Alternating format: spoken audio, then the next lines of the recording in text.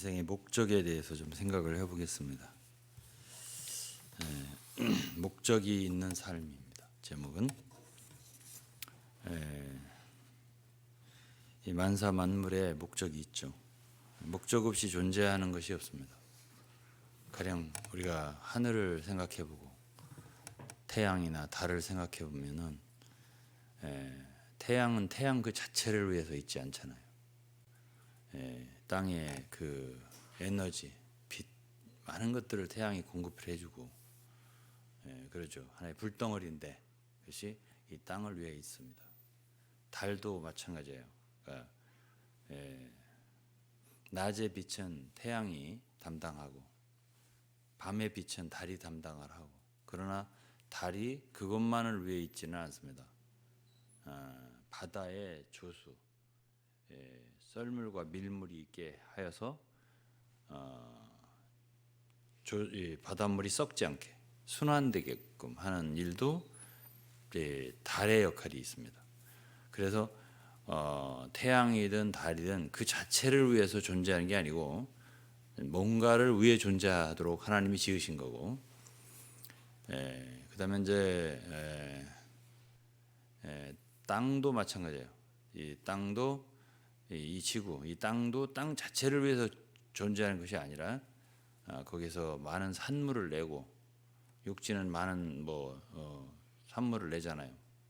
곡식도 내고, 하늘은 어쨌든 거기서 비도 내리고 날씨도 이렇게 해서 알맞게 곡식이 자랄 수 있게 협력을 해서 사람에게 먹을 걸 공급해 준다든지, 또 바다가 있어서 거기에 고기들이 있어서 많은 것들이 우리의 음식이 되게 하고, 이런 모든 일들을 보면 어떤 존재든지 다 거기에 자신을 위한, 하늘은 하늘 자체를 위해서 존재하지 않고, 태양이나 달 그렇잖아요. 그 다음에 지구, 땅도 땅 자체를 위해 존재하는 게 아니라 거기서 있음으로써 뭔가가 산출되어서 사람을 위할 수 있도록 했잖아요. 모든 게 결국 이 우주의 중심은 인간이에요. 사람을 위해서 모든 것이 존재하도록 이렇게 해놨단 말이에요. 그렇게 볼 때 인간이 이 우주의 중심 같아요. 그 이상은 뭐가 없잖아요. 인간보다 더 발전된 존재는 없잖아요. 그러니까 최종이 인간이냐? 그러면 이제 인간은 다른 건 다 뭔가를 위하는데, 사람을 위하는데, 사람은 뭔가를 위하는 게 없어요. 그냥 인간은 자기 자신을 위해 산단 말이에요. 이것이 타락한 인간이에요. 타락했기 때문에 그런 거예요. 근데 하나님께서 사람을 지으실 때 사람은 하나님을 위하도록 지었거든요. 그 하나님을 모르니까 이제 인간은 자기가 중심이 되어버리고, 자기가 최고가 되어버리고, 자기 자신을 위해서 살게 되어버리고, 그러다 보니까 목적이 없게 되어버린 거예요. 그러니까 목적을 알려면 지은 자를 알아야 되잖아요. 예를 들어서 참 우리가 많이 쓰는 참 컴퓨터라든지 혹은 또 스마트폰이라든지 참 AI라든지 요즘에 많은 최고도의 그 기술로 만들어진 제품들이 나오는데, 그 모든 것들은 다 목적이 있는 거예요. 기능이 있는 것이고 용도가 있는 것이에요. 근데 사람은 무엇을 위해 지어졌나 이거지. 무엇을 위해서? 그러니까 우리가 지어졌다는 것을 안다면 그 목적을 말해줄 수 있는 사람은 창조주잖아요. 지은 사람, 지은 존재. 지은 분이 없다면, 그러니까 오늘날 인간을 마음대로 인간이 살고 싶은 사람들이 하는 말이 다 우연히 발생했다, 진화되었다, 처음에 아메바부터 생겼다, 이런 말들을 하잖아요. 그래서 점점 진보돼서 고등동물이 됐다, 인간이 됐다, 이렇게 말을 한단 말이에요. 그런데 이제 그런 말들이 믿을 만한 말이고, 정말 우리가 그런 말을 의지해서 인생을 아무렇게 살아도 괜찮냐, 이것을 우리가 생각을 해봐야 되겠죠.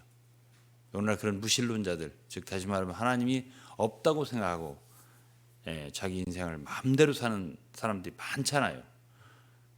우리는 이제 하나님의 긍휼로 참 하나님의 존재를 알고 그래서 이제 하나님께 돌아온 사람들이고 그렇지 않은 사람들은 다 자기 멋대로 산단 말이에요. 그러면 이제 우리가 한번 생각을 해봐야죠. 이제 성경을 읽고 우리가 성경을 좀 안다 하지만 이것이 이 목적 의식이 분명하지 않으면 그리스도인이라 하더라도 믿는다고 하더라도 인생에서 많은 시간을 방황하고 낭비하게 되거든요. 목적 의식이 분명해서 우리가 왜 존재하는가, 무엇을 위해 살아야 되는 이것이 분명해야만이 우리 인생에서 목적 있게 살 수 있는 것이다 이렇게 생각을 합니다. 요즘 이제 봄철이 되고 이제 여름이 다 돼가요. 벌써 봄이 뭐 없는 것 같아요.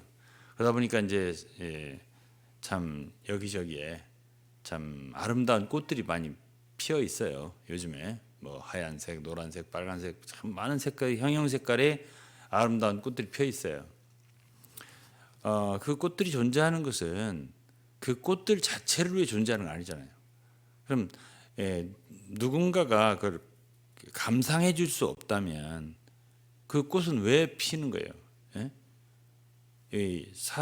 사람이기 때문에 우리 인간은 그 감성이 있고 감상 능력이 있단 말이에요. 그렇기 때문에 그 꽃을 볼 때 아름답다는 생각을 하고 그 꽃의 가치를 인정하고 알아준단 말이에요. 사람이. 개나 뭐 짐승들이 꽃을 아름답다고 알아주겠습니까? 그러면 사람이 없다면 그 꽃이나 또는 새들도 보면 참 뭐 그냥 보통 그냥 새도 있지만은 뭐 까마귀 까치 뭐 이런 게 있지만은 너무나 아름다운 새들은요 어떻게 하면 저렇게 아무리 아름다운 화가가 색깔을 칠해서 그렇게 만들어도 그렇게 아름답게 참 새를 그리기 어려운 그런 종류의 아름다운 새들이 많아요. 아실 거예요. 뭐 빨갛고 노랗고 뭐 그냥 자주색에 빨간색에 하여튼 노란색에 너무나 그렇게 어우러지게 그렇게 그 깃털 같은 거 갖고 있어요. 그거는 수족관에 가면 물고기 정도 마찬가지예요. 그런 것들이 있어요. 그냥 보통 그냥 붕어나 잉어나 뭐 이런 부실이나 이런 거 있지만은 그런 거 말고 정말 아름다운 색깔의 그런 고기들이 있단 말이에요. 새들도 그렇고 뭐 지금 식물도 그렇고 나무나 꽃이나 이런 거 마찬가지예요. 그러면 그 고기들이 자기는 이렇게 참 아름답게 생겼다는 거 알까요? 그러면 새들이 알까요? 나는 이렇게 아름다운 깃털을 갖고 있다고. 그걸 알까요? 그럼 왜 그렇게 아름다운 것들이 만들어졌을까요? 그럼 인간이 없다고 생각을 해보세요. 인간이 없어요. 그러면 그게 그렇게 아름다운 것을 알아줄 존재는 이 세상에 없는 거예요. 인간이 없다면. 인간이 있기 때문에 그 아름다운 가치를 그만큼 알아준단 말이에요. 이야, 정말 아름답구나. 그런 감각을 가질 수 있단 말이에요. 그럼 이 세상의 모든 것들이 다 그렇습니다. 이 세상의 모든 만물을 볼 때 그래요. 그런데 인간은 그런 모든 것을 감상하고 감각할 수 있는 최고의 지성을 갖고 있어요. 인간이 이 우주 가운데서. 그런데 그 인간은 자기가 왜 존재하는지 몰라요. 그걸 생각하면 정말 이상합니다. 그게.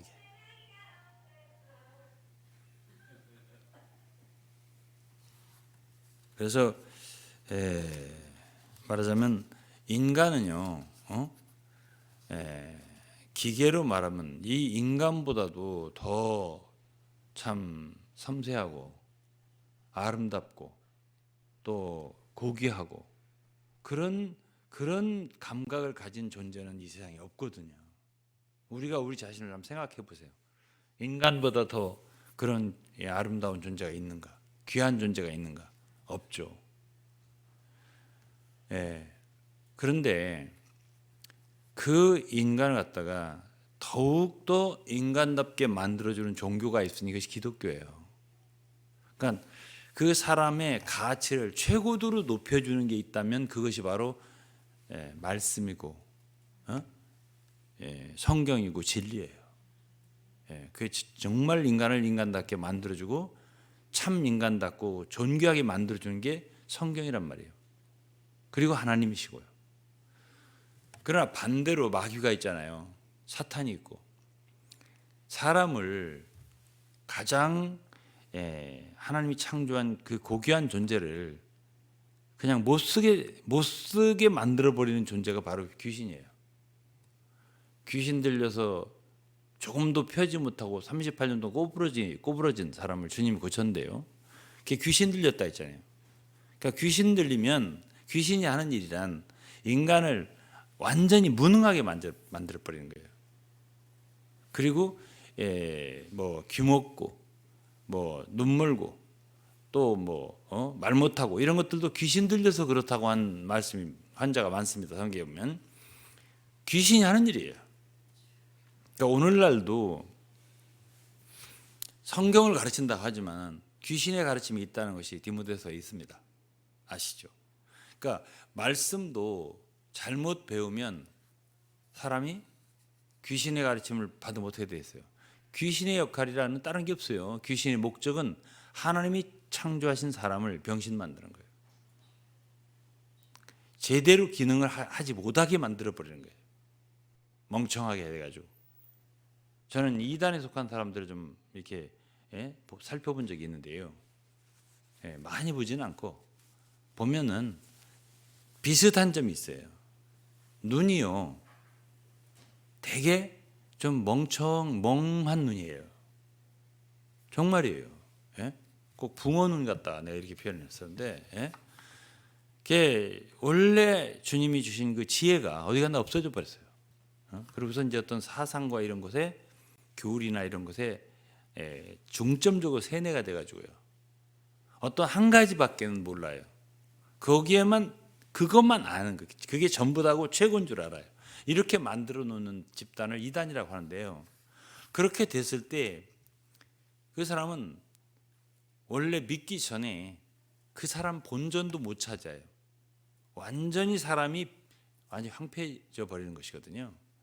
그래서 우리가 이제 오늘날 참 인생으로서 참 제대로 주님이 우리를 창조하신 대로 이 세상에 살기 위해서는 진리를 알아야 돼요. 말씀을 알아야만이 우리가 자유케 되고요. 그리고 참 우리의 막혔던 것 다 열리고 닫혔던 것이 다 풀리고 열어지고 그리고서 빛을 얻게 되고 우리가 살아나게 되고 생기를 얻게 되고 생명을 얻게 되고 지혜를 얻게 되고 의로움을 얻게 되고 이렇게 우리가 변화되는 것이거든요. 그러니까 우리가 참 하나님을 믿는다는 것은 하나님이 계시다. 우리가 하나님 말씀을 듣고 깨닫는다. 이거는 우리의 인생의 존재의 가치를 되찾는 일이라고 저는 생각을 해요.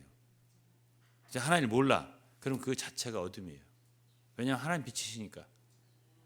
우리를 지으신 분이잖아요. 창조주잖아요.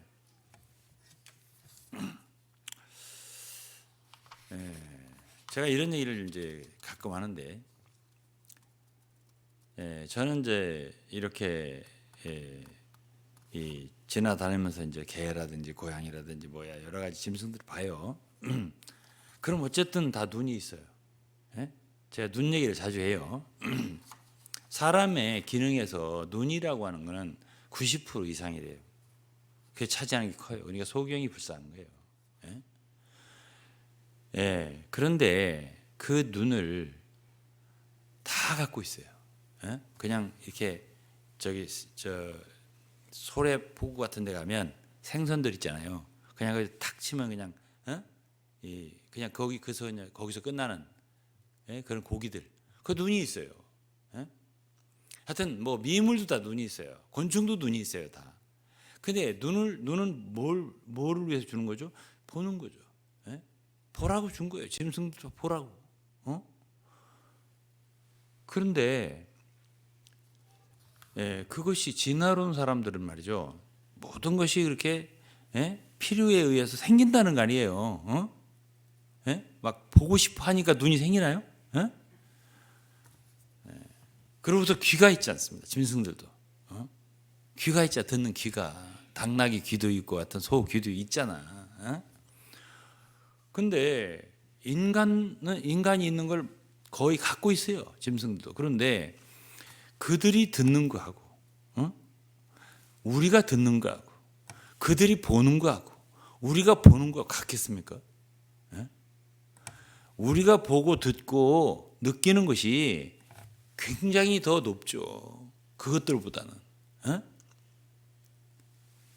뭐 좋은 음악이 나오면 짐승도 춤을 춘다고 하더만은 인간만큼 느끼겠냐고요. 그 감성과 지성이. 그러나 제가 이렇게 말할 수 있어요. 하여간 하나님 다음으로 가장 가까운, 하나님과 통할 수 있는 수준 높은 존재가 인간이에요. 그러니까 하나님을 몰라요. 그러면 자기가 최고죠. 그럼 자기 자신을 위해서 하는 거예요. 진짜 그러면 좋은데, 진짜 그러냐 이거죠. 아니 난 짐승들 눈만 보고 이래가지고 눈을 봐도 하늘을 다녀온 선지자들이나 하늘을 본 사도들이 다 똑같이 하는 말인데 눈이 많다고 했어요. 보좌 주위에 눈이 많다. 그러니까 하나님이 창조하지 않았다고 말할 수 없는 거예요. 다 애지간하면 다 눈을 다 부여했잖아요. 너도 가져라, 너도 가져 이렇게. 그래 그들 다 본단 말이에요. 우리도 보고. 그러니까 옆에 가면 도망가잖아요. 보고서. 짐승들 말이에요. 근데 그 기능이 있잖아요. 눈도 있고 귀도 있고 코도 있고 냄새도 맡는 짐승들이 많잖아요. 그런 걸 생각하면은 우리는 창조주의 존재를 부정하기 참 어렵습니다. 그냥 이렇게만 생각해도. 우리는 우리 존재 자체, 인간이라고 하는 이런 존재 자체를 놓고도 어떻게 창조주가 없다고 말할 수 있나. 그렇게 우리가 생각을 해볼 수 있습니다. 성경이라고 하는 것은 굉장히 기묘한 책입니다. 성경에서는 사람이 아담과 하와 한 부부를 창조해가지고 거기서부터 흘러나왔다고 하거든요. 굉장히 용감한 책입니다. 그게 아니라고 과학과 생물학, 인류학에서 연구한 사람들이 그게 아니다. 여러 종류가 있어서 거기서 발전돼 나왔다라고 증명하면 성경은 거기서 끝나요. 여러 조상들이 있다. 하나에서 나왔다. 그래서 사도행 17장에 보면은 한 피로 만들었다 했습니다. 한 피. 인류의 모든 족속을 한 혈통으로 만드사. 그런데 그 혈통이라는 말이 피예요. 영어로 one blood. 한 피로 만들었다. 그러니까 개 피하고 달라요. 인간의 피는 혈액형 A형, O형, 뭐 B형, AB형 이런 거 있잖아요. RH형 뭐 이런 거 있는데 개들은요 그 혈액형이 인간하고 수혈이 안 됩니다.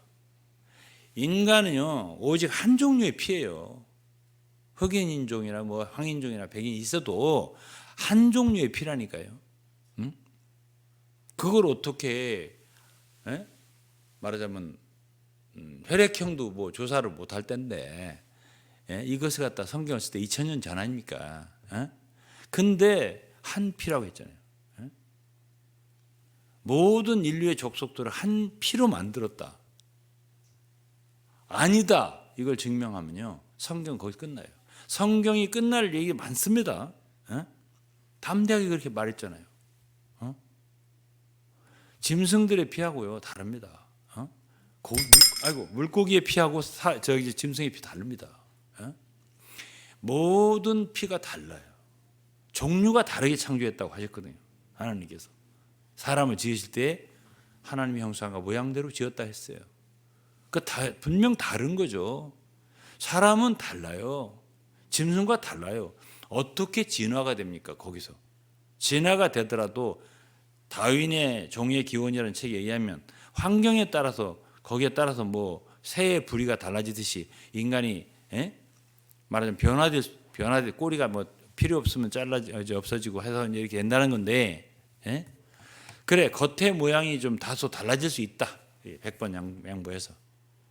그런데 속이 달라질 수 없는 거예요. 속이 그렇게 고상해질 수 있는 거냐고요.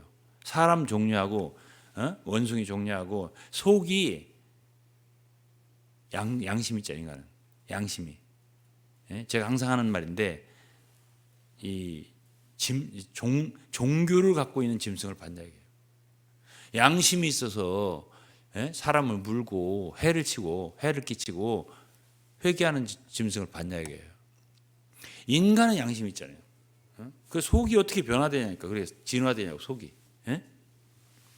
그 진화될 수 있는 게 아니지. 속은 다르게 창조됐다고 말하는 게 맞는 거예요. 그러면 창조주가 있다고 말하는 것이 더 설득력 있지. 진화됐다고 말하는 게 설득력 있습니까? 전혀 설득력이 없습니다. 제가 볼 때는. 근데 그걸 믿고서 함부로 죄를 짓는 거예요. 그럼 하나님을 모르게 되는 것. 그거는 뭐와 관계가 있냐면 죄와 관계 있습니다. 왜 하나님이 없다고 하느냐? 시편 14편에 의하면 어리석다. 첫째는. 둘째는 저희의 소행이 부패하고 가증하다. 그러니까 부패했다 이게요. 그러니까 어떤 사람이 정말 도덕적이고 경건하게 죄를 안 짓고 살고 싶은 사람이 있다. 근데 나는 하나님 없다고 생각해. 이런 사람 없다. 쉽게 말하면 도덕적인 무신론자는 없어요. 다 죄를 짓고 싶기 때문에 하나님 없다고 하는 거예요.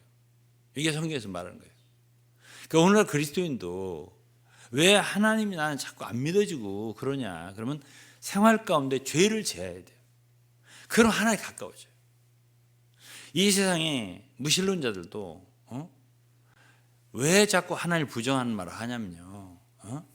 죄 짓고 싶어서 그런 거예요. 죄 속에 살고 싶어서. 그래서 요한일서 2장에 보면 이 세상이죠. 세상을 사랑하지 말라면서 세상을 사랑하면 그 아버지의 사랑이 그 속에 그 사람 속에 거하지 않는다고. 그러니까 이 세상과 성부 하나님과 이 세상은 반대가 돼요. 세상이 떠나가 우리 속에서 우리 마음속에 세상이 떠나요. 그러면 아버지의 사랑이 우리 속에 들어가요. 완전히 반대예요. 시소 같아요. 그렇기 때문에 우리가 오늘 이제 인생의 목적을 아주 대단하고 거창한 제목을 잡았는데요. 어떻게 하면 우리가 인생의 목적 있게 사냐 하면은 죄와 세상을 멀리하면 바로 목적이 와요. 하나님의 뜻이 다가와요. 바로 어떻게 살아야 할지 알아요. 그 이 세상을 사는 두 가지 길밖에 없어요. 하나는 자기 육체를 위해서 이 세상을 위해서 자기 향락과 쾌락을 위해서 하는 한 가지가 있고요. 하나는 하나님의 뜻을 위해서 하는 게 하나 있어요. 이 두 가지밖에 없는 거예요. 그러니까 둘 중에 하나를 선택을 해야 돼요. 우리 인생에 결단을 해야 돼요. 내가 무엇을 위해 살 것인가. 하나님을 위해 산다. 그러면 완전히 그 한쪽을 결정해야 돼요. 그래야 우리 인생이 방황하지 않고 또 왔다 갔다 하지 않고 제대로 살게 되는 거라고 나는 생각을 합니다.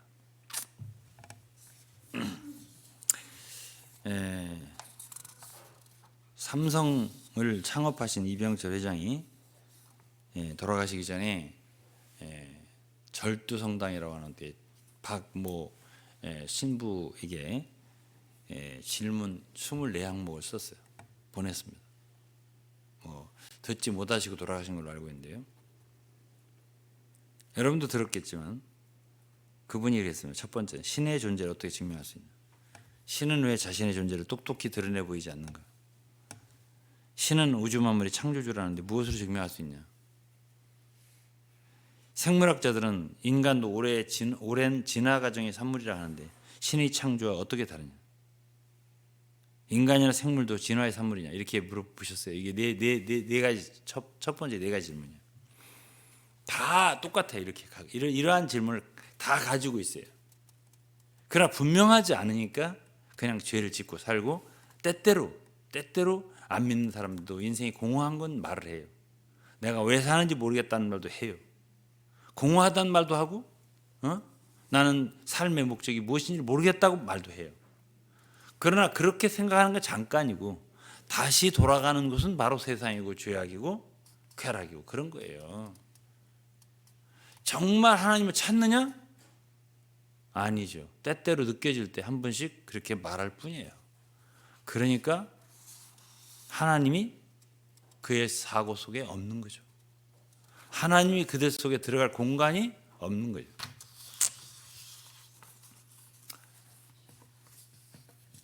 성경을 몇 군데 읽고, 하나님은 당신 자신을 나타내지 않은 게 아니에요. 로마서 1장 보면, 로마서 1장 20절에 창세로부터 그의 보이지 아니하는 것들, 그의 영원하신 능력과 신성이 그 만드신 만물에 분명히 보여 알게 되나니. 그 만드신 만물에 분명히 보여 알게 되나니.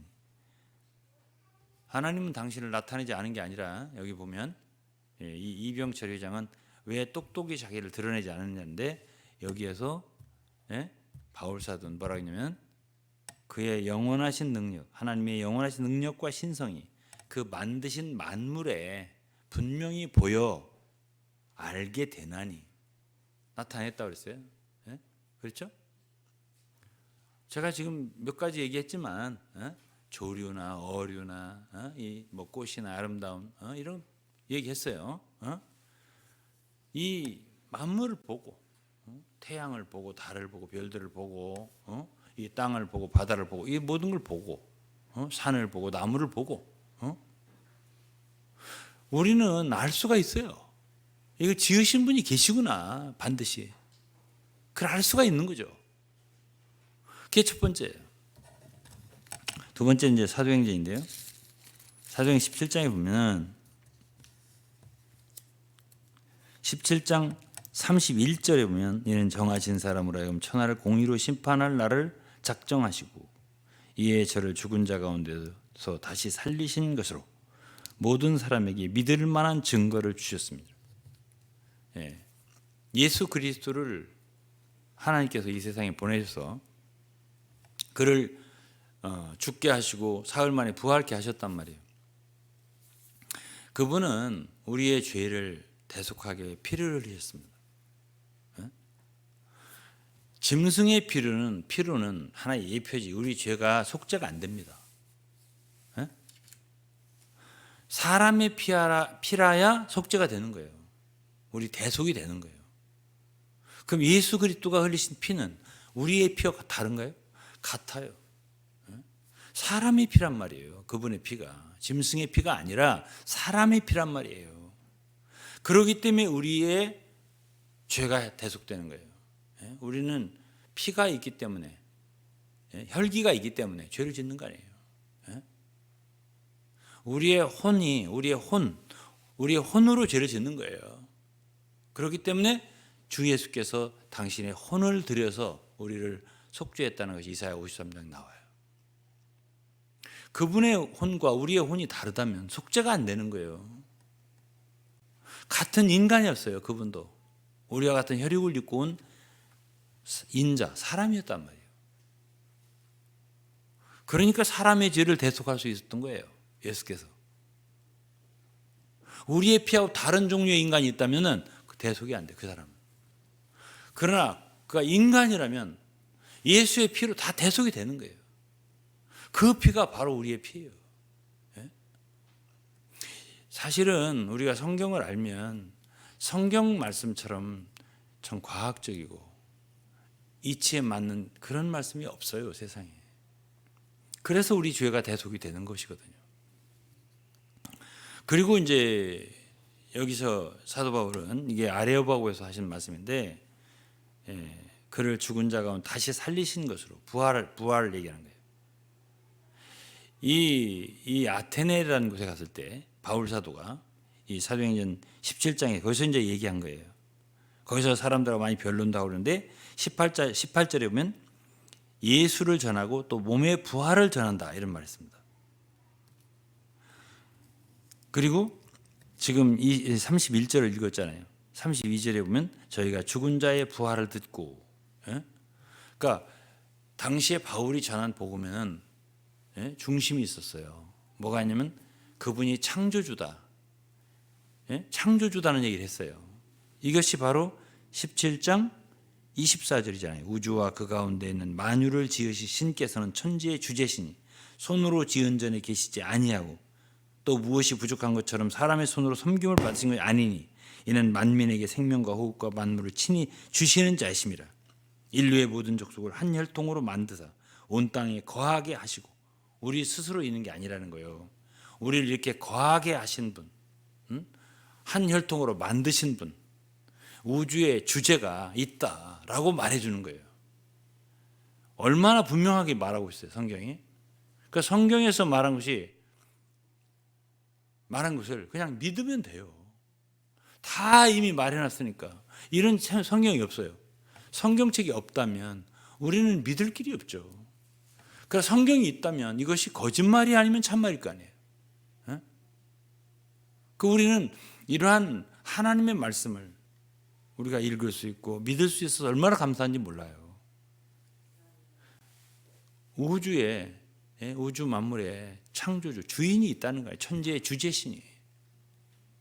그러니까 손으로 지은 전에 계시지 않고 사람의 손으로 섬김받는 그런 우상이 다르다는 얘기 아니에요. 그런 존재가 계시다는 얘기 아니에요. 그리고 이제 우리는 반드시 그를 위해 살아야 되고요. 그분의 뜻을 위해 살아야 되고요. 이런 말씀이 성경에 있는 것이거든요. 요한복음 7장 17절을 보시면, 요한복음 7장 17절을 보시면, 사람이 하나님의 뜻을 행하려 하면 이 교훈이 하나님께로서 왔는지 내가 스스로 말함인지 알리라. 18절, 스스로 말하는 자는 자기 영광을 구하되.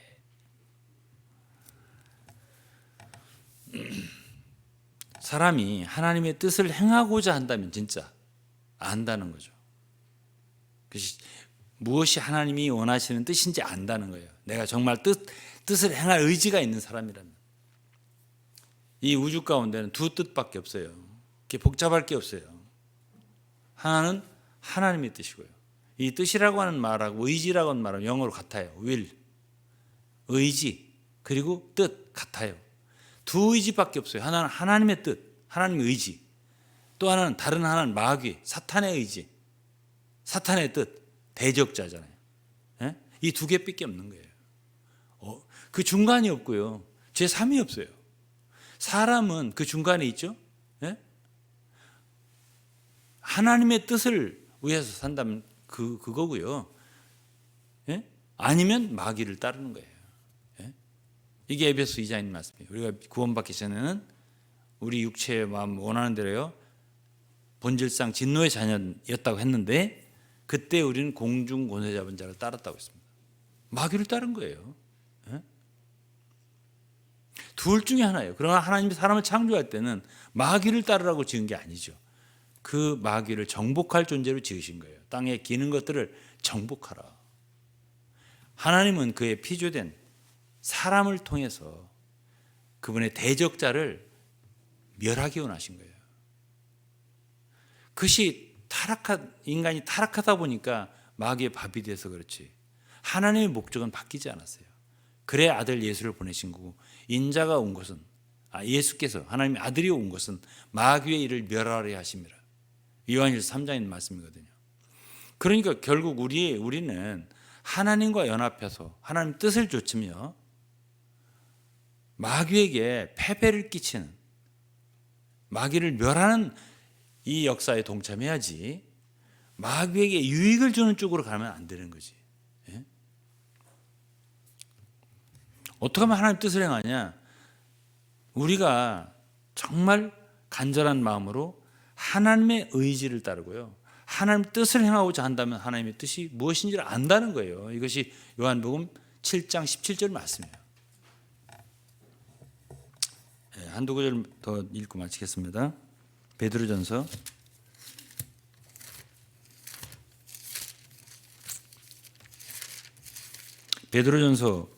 4장 1절입니다. 그리스도께서 이미 육체의 고난을 받으셨으니 너희도 같은 마음으로 갑옷을 삼으라. 이는 육체의 고난을 받은 자가 죄를 그쳤음이니 그 후로는 다시 사람의 정욕을 좇지 않고 오직 하나님의 뜻을 좇아 육체에 남은 때를 살게 하려 함이라.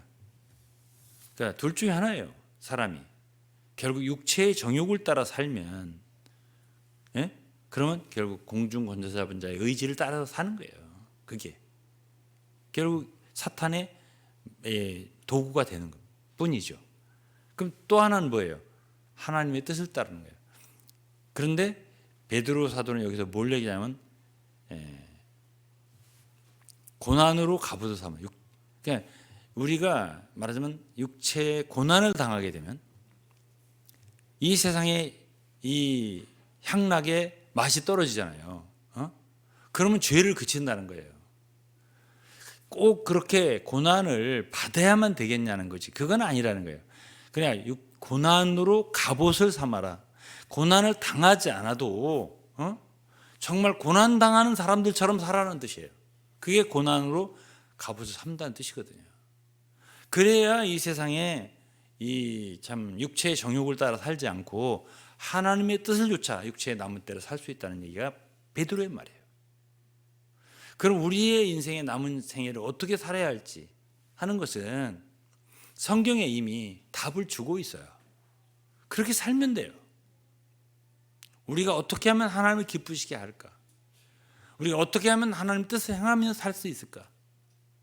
이것을 우리가 추구하면 하나님께서 우리에게 알려주신다는 말씀이 되겠죠.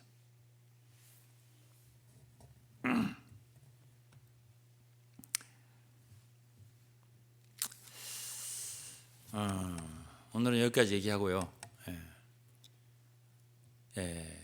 마지막으로 이제 한 절만 더 읽고 마칠 건데요. 요한일서 4장 10절입니다.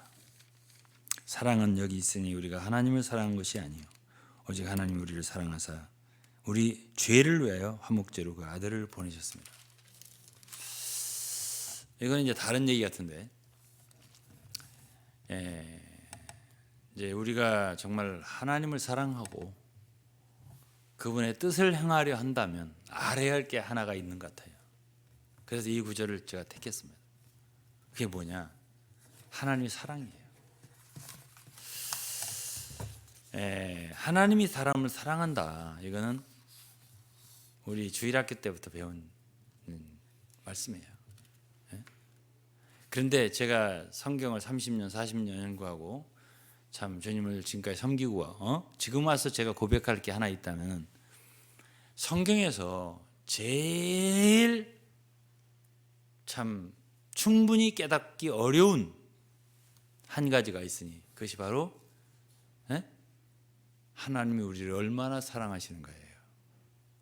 하나님의 사랑을 알기 어려워요. 오늘 왜 많은 사람들이 이렇게 하나님 떠나서 이렇게 방황하느냐면 하나님이 얼마나 나를 사랑하는지를 몰라서 그래요. 정말 하나님이 우리를 얼마나 사랑하는가를 안다면 우리는 하나님을 사랑하게 될 거예요. 근데 여기서 이제 요한사도가 말했어요. 우리가 하나님을 사랑한 것이 아니라 하나님이 우리를 사랑한 거라고.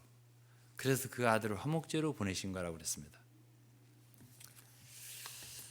여러분 성경을 많이 읽어보면 우리가 뭘 알 수 있냐면 우리가 하나님을 사랑하는 것보다 우리는 때때로 그래요. 하나님 사랑합니다. 주님 사랑합니다 하죠. 우리가 하나님을 사랑하는 것보다 하나님이 우리를 훨씬 더 사랑한다는 거예요. 그걸 알게 돼요.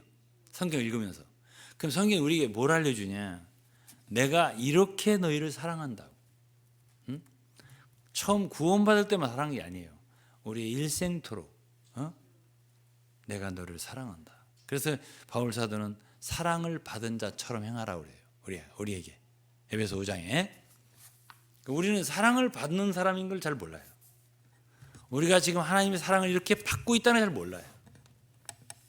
그러니까 우리 마음이 자꾸 딴 데로 가는 거예요. 그러니까 우리가 만일 그것을 진짜 안다면 하나님이 우리를 갖다 이처럼 사랑하는 걸 안다면 우리는 하나님을 더 깊이 사랑하게 될 거예요. 이런 것에 대한 참 구체적인 그런 말씀을 앞으로 여러분들과 기회가 있으면 더 나누기를 바라는데요. 그분이 어떻게 우리를 사랑하시는가에 대해서 좀 더 말할 수 있기를 바라요. 그러나 어쨌든 오늘 이 저녁에 알아야 할 것은 우리가 생각하는 것보다 하나님 우리를 더 생각한다. 우리가 생각하는 것보다 그분이 더욱 우리를 사랑한다. 우리가 생각하는 것보다 하나님이 우리를 더 관심한다. 이건 사실이에요. 그렇기 때문에 다만 여러분들이 이 사실을 믿고 감사드렸으면 좋겠어요. 하나님께서 이 말씀을 듣는 모든 여러분들에게 축복하시고 정말 그분의 사랑을 의심하지 말고 인류의 타락이 그분의 사랑을 의심한 데서 봤어요. 그러니까 의심하지 말고 정말 그분께서 우리가 생각하는 그 이상으로 늘 우리를 돌보시고 관심하시고 우리가 아는 것 이상으로 우리를 아세요. 우리가 생각한 그 이상으로 우리를 생각하세요. 그리고 인도하세요. 그것이 바로 하나님이에요. 그걸 안다면 우리는 더 그분을 사랑하게 되겠죠. 그죠? 주님께서 여러분들 축복하시기 바랍니다. 기도하겠습니다. 하나님 아버지 감사합니다. 오늘 이 저녁에는 우리가 어떻게 인생을 살아야 하며 과연 하나님을 위해서 어떻게 우리가 참 충성을 다하여 섬기며 살 것인지 보았습니다. 주여 우리가 더 우리의 목적을 분명히 하여서 하나님의 뜻을 행하게 하여 주시고 이 세상을 사랑하지 않고 참 하나님의 뜻을 행하는 저희들 되게 하여 주옵소서. 감사드리며 예수 그리스도의 이름으로 기도드리옵나이다. 아멘.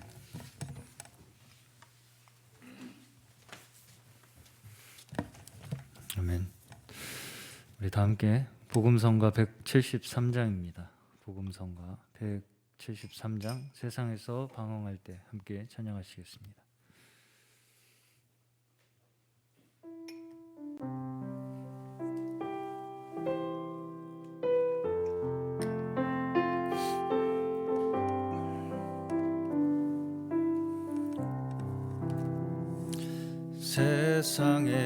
세상에서 방황할 때 나 주님을 몰랐네. 내 맘대로 고집하며 온갖 죄를 저질렀네. 예수여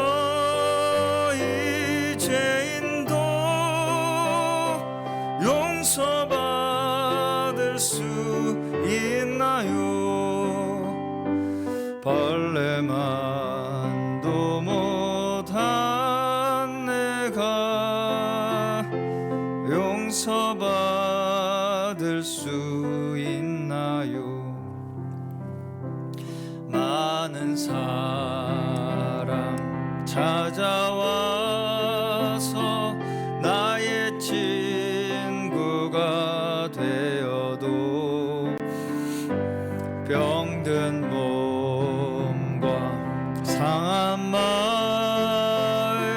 위로받지 못했다오.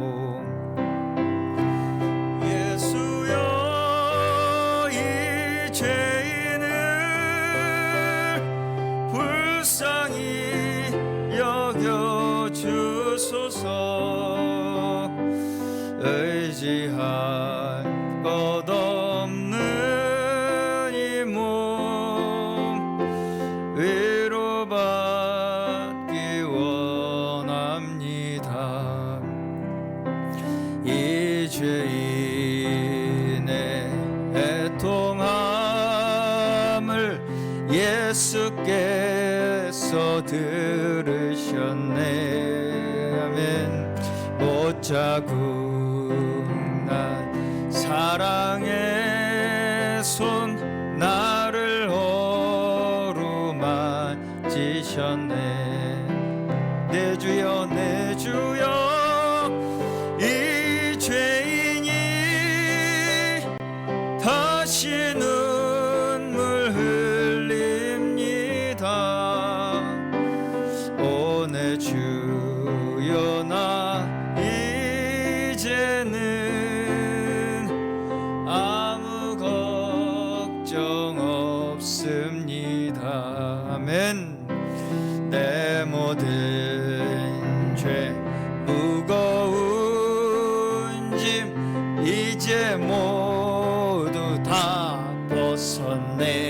아멘. 우리 주님 예수께서 나와 함께 계신다오. 내 주여 이 죄인이 무한 감사드립니다. 나의 몸과 영혼까지 주를 위해 바칩니. 우리 4절 한 번만 더 찬양하겠습니다. 내 모든 죄 무거운 짐, 내 모든 죄 무거운 짐 이제 모두 다 벗었네. 모두 다 벗었. 우리 주님 예수께서 나와 함께 계신다오. 우리 주님 예수께서 나와 함께 계신다오. 아멘. 내 주여 이 죄인이, 내 주여 이 죄인이 무한 감사드립니다. 무한 감사드립니다. 나의 몸과 영혼까지, 나의 몸과 영혼까지 주를 위해 바칩니다. 나의 몸과 영혼까지, 나의 몸과 영혼까지 주를 위해 바칩니다. 아멘. 그렇습니다. 우리가 이 땅에 존재하는 원래의 목적,